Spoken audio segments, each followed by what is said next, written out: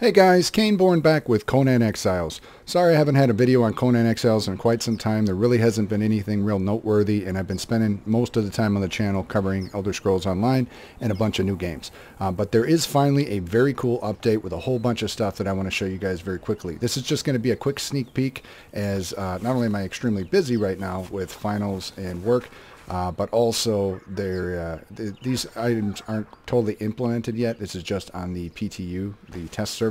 So I'm just going to go through them very quickly. The first thing that's really cool is they added vertical elevators that'll take you up and down. So those are going to be really helpful for getting around your base.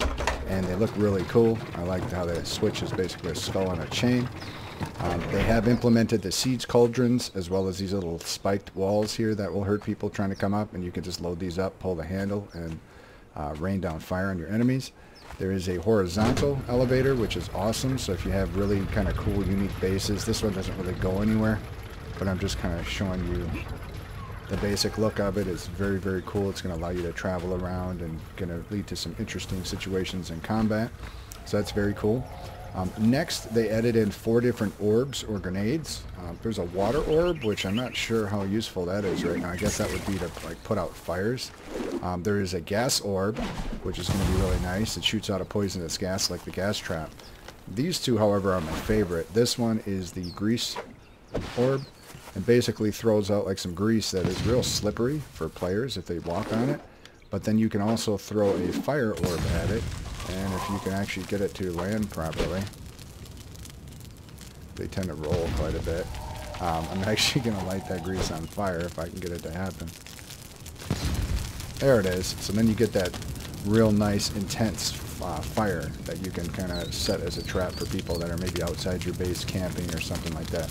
So it looks really cool, but it's going to take a couple of tries. So it's neat that you can combine some of those bombs. Finally, I want to show you guys the protection from the Meteor Temples, or any temple really. It depends on the temple that you build. But if you have a high priest attached to it and enough of the manifestations of zeals, then you can create the protection.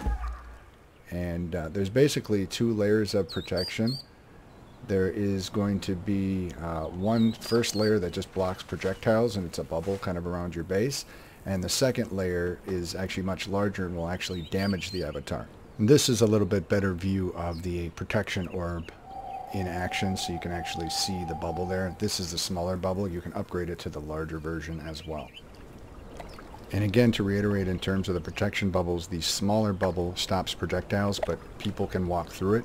The larger bubble stops anybody from going through it, and they take damage. And that leads me to a couple of quick points that I wanted to talk about.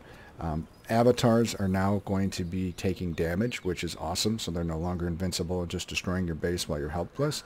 You can even launch catapults, projectiles, and things at them, so they definitely take damage. Buildings are a lot stronger.